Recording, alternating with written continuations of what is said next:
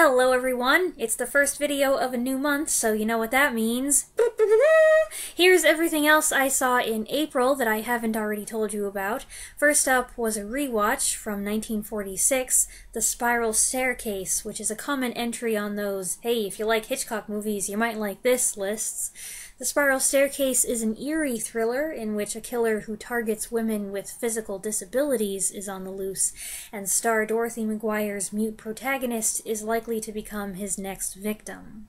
Directed by Robert Siodmak, this one functions nicely as both a serial killer movie and a spooky old house movie.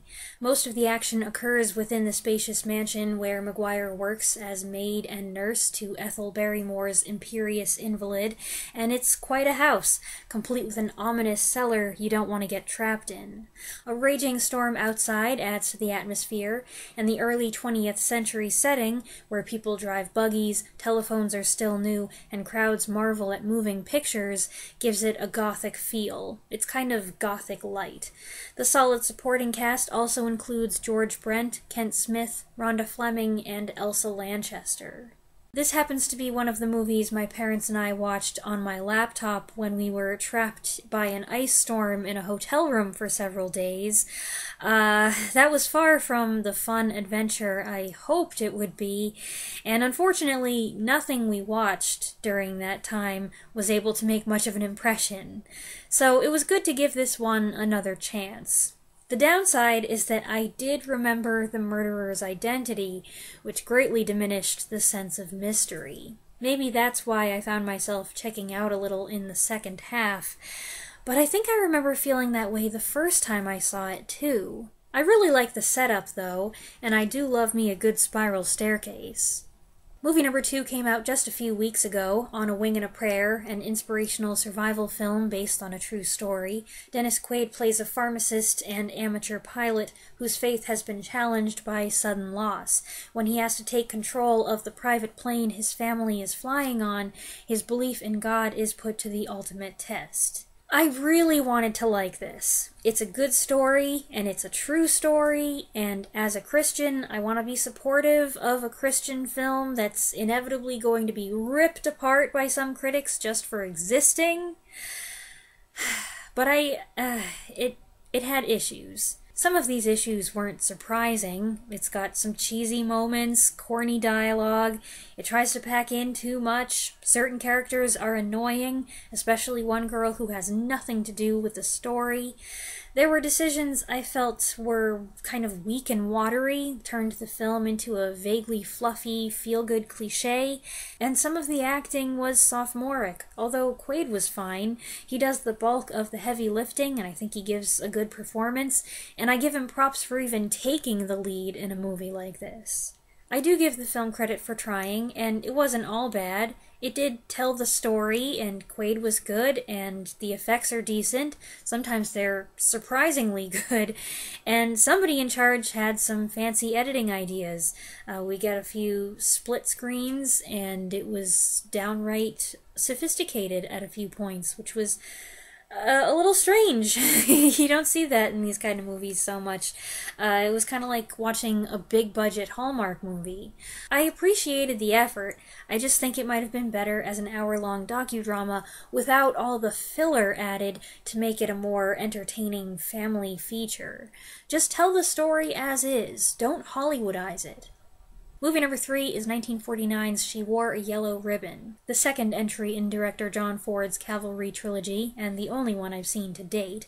John Wayne plays a captain just days away from retirement, heading out on one last patrol. He is ordered to escort 2 women, Joanne Drew and Mildred Natwick, part of the way, which causes a snag when they run into trouble with a native tribe. This is a beautifully photographed Technicolor film. Ford has his cast riding and walking all over Monuments Valley, as usual, and we get absolutely delectable vistas, but the plot and the characters manage not to disappear into the background. John Wayne's senior officer has some great quiet, understated moments, and I would argue that this is one of his best performances. The film has sequences that thrill and strong emotional beats, and it's not without humor as well. Some of the comedy is a little random, like Victor McLaughlin's lengthy barroom brawl, But in my estimation, the film's biggest weakness is the time it spends on the love triangle. Joanne Dru plays an out-of-place beauty at the fort who toys with the hearts of her two eager beaux, played by John Agar and Harry Carey Jr. Each suitor gets ample opportunity to make a fool of himself, and it's a pity because I don't think she's worth all the humiliation. She doesn't seem to care how much she mortifies either one of them. Adding to the nonsense of the whole thing is the fact that she narrows it down to these two young hotheads while overlooking the far more appealing choice in Ben Johnson. Captain Tyree is brave and quick-thinking, a good-looking Southern gentleman with intelligence and wit. He's right there, yet she doesn't pay him any attention. It was like, hello? Maybe it's because he has too much sense and professionalism to pay much attention to her. This was Johnson's first significant acting role, by the way, but he still gets to do some great riding stunts. What was she thinking? I really enjoyed this one, even if it did have a silly love triangle. It was a very good movie. Movie number 4 is 1936's Bullets or Ballots, in which Edward G. Robinson plays a seasoned city cop who goes undercover to infiltrate a notorious racketeering ring and ferret out who is really running the show. Directed by William Keighley, this gorgeous, well-preserved film does some lovely things with lighting and staging. Just because it's about racketeering and gangsters doesn't mean it has to be ugly. I'm always happy to see Robinson play the good guy for a change, and this was an early opportunity for him to show he could be more than just a gangster. Joan Blondell is radiant as his lady friend, and Humphrey Bogart plays a henchman with violent tendencies which cause a headache for his superiors. Both Robinson and Bogart are solid here in what I believe is their first team-up, first of many, plus Frank McHugh, who also worked with Robinson a few times, contributes some comic relief. The story has good twists, and I thought the last 15 minutes or so were superb. Movie number 5 is a viewer recommendation, 1953's Appointment in London, also known as Raiders in the Sky. This is a British war film about a flight squadron whose repeated bombing missions over Germany are beginning to take a toll on the flyers, particularly the exhausted wing commander played by Dirk Bogarde. This was an enjoyable film to a certain extent. Unfortunately, the print I found on YouTube was not great quality. It was fairly dark, which made the scenes on the planes, which occur at night, difficult to watch. Plus, the film felt familiar. I think it reminded me of 1945's The Way to the Stars, also known as Johnny in the Clouds.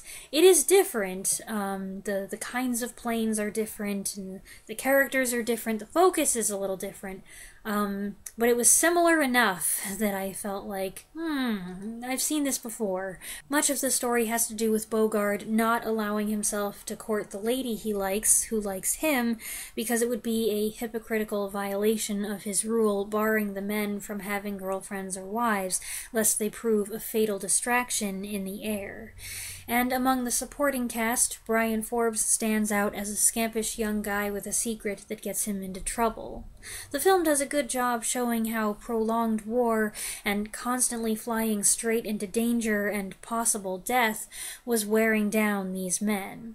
But I'm afraid it didn't make as much of an impression on me as I thought it might. All three of us, my mom, my dad, and I, must have been pretty tired the night we watched this one, because we all nodded off during the last act. Not all at the same time. Different ones were struggling at different points. I definitely saw the end of the movie by myself, but there were parts that I did not see that my parents did see. So, this is probably not the most accurate review of this movie that I could give, and it's not the movie's fault. It's been a weird couple of months. Anyway, movie number 6 is a viewer recommendation, 1951's The Enforcer, a noirish crime drama in which Humphrey Bogart plays an assistant district attorney determined to send a criminal mastermind to the electric chair. He just needs an eyewitness to wrap up his case, but finding one is proving to be an impossible task. This is a fairly good film. It has some nice photography and good supporting performances from Zero Mostel, Ted DeCorzia, Everett Sloane, and King Donovan. As for Humphrey Bogart, Well, this is quintessential bogey. I came away a little disappointed, though. There were a few bewildering factors that stuck out, instances where I thought the writing should have been smarter. I also felt the story was burdened with too many flashbacks. Flashbacks within flashbacks. It was a bit much, and gradually I became disengaged. It was still a good movie, it just could have used a little tightening up. And here's something interesting I learned afterward. Brattain Windust received sole director credit, but it was Raoul Walsh who directed all the suspenseful scenes, i.e. the best parts. Officially, movie number 7 is 1957's Not of This Earth, which is a Roger Corman film. However, I've decided that that one's going to get its own video, which you can be on the lookout for next week. So instead, number 7 is 2022's Beast, in which Idris Elba plays a doctor who takes his daughters on a South African vacation that goes horribly wrong when they find themselves being hunted by a bloodthirsty rogue lion. It's always creepy when an animal kills human prey for pleasure or for revenge, so by default it has that in its favor. But this is not a great film. The script is lackluster, and while the dialogue may be functional, it leaves something to be desired. I also felt the style of photography stunted the viewer's ability to form a deeper connection with the tiny group of characters.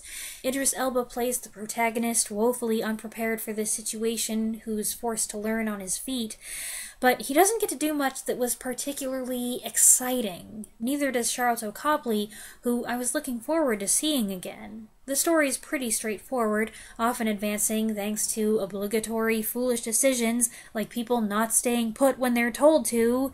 The CGI lion wasn't bad, though I wasn't in awe of it. That's how spoiled we are today, I guess. What do they have to do to impress us? Get a real lion? They've done that before, and it was a disaster. All these things aside, I do think the movie accomplished what it intended.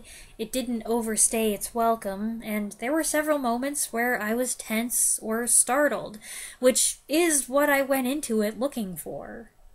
Movie number 8 is 1951's Captain Horatio Hornblower, a Technicolor adaptation of C.S. Forester's famous novels, directed by the aforementioned Raoul Walsh. Gregory Peck stars as the Royal Navy hero, a courageous, intelligent, disciplined British captain of a ship at sea during the Napoleonic Wars. There's a little something for everyone in this film. The first third is like an action movie, a swashbuckler if you will, though there's only one sword fight between Hornblower and a Spanish captain played by none other than Christopher Lee. The second third is a shipboard romance featuring Virginia Mayo, who is costumed in a colorful array of Regency gowns. They are charming, I love most of them, but it is a bit silly that she puts on so many dresses during this voyage. And the final third of the film is a more light-hearted adventure that unfolds mostly on land. The movie looks fantastic, its leads are handsomely filmed, but the real eye-catchers, I think, are the ships themselves. Huge frigates that must be either full-blown replicas or very convincing conglomerations of visual effects trickery with partial sets and models and matte paintings. I don't know, they looked convincing to me. The naval combat scenes are exciting and realistic, with wood splintering, masts snapping, and debris falling from the sky. This was a good reminder that, hey, the early 19th century had intense warfare too. I had a good time with this one. Movie number 9 is a viewer suggestion, 1933's Employee's Entrance, a pre-code drama in which the staff members of a booming big city department store are harangued and overworked by their ruthless boss, played by Warren William. Warren William isn't as well known these days, but he was a big deal in the early 30s. He's most remembered now, I think, for being the first to play Perry Mason on screen. But here, he's quite a shark, a shrewd moneymaker, and a mostly merciless man. That mostly is key. He seems like a monster, and he is a monster, but he's not without his moments of humanity, and at times you wonder, is his bark worse than his bite? Certainly, if you take things from a practical point of view, there is something admirable about his take-action approach. But other than that, nah, he's just a jerk. Co-starring is Loretta Young, luminous as ever, playing an innocent girl who gets a modeling job after being seduced by the boss.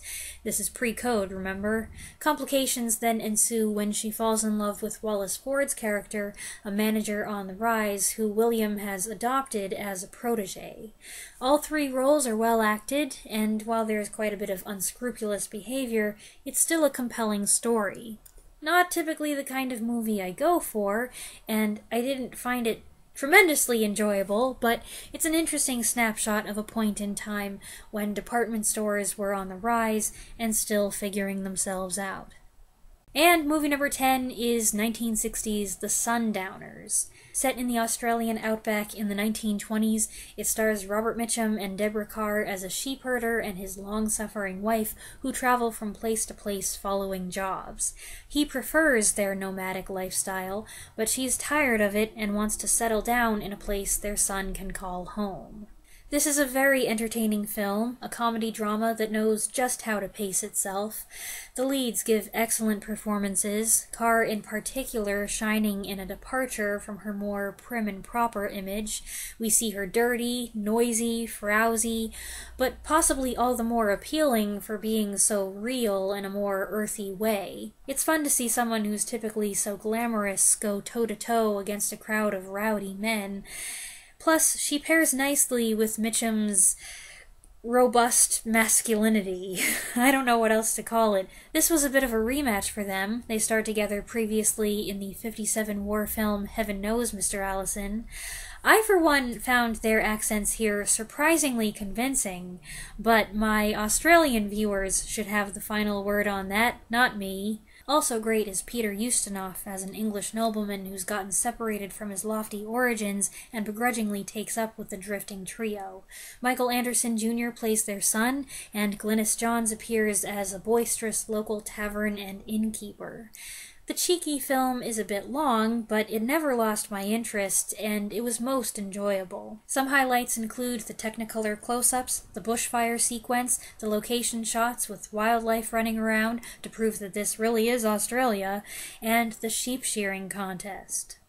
And that's what I have for April. I hope you enjoyed this collection of reviews. Let me know what you think of any of the movies that I mentioned, or anything that you have seen lately in the comments below, and I'll be back next week. Thanks for watching.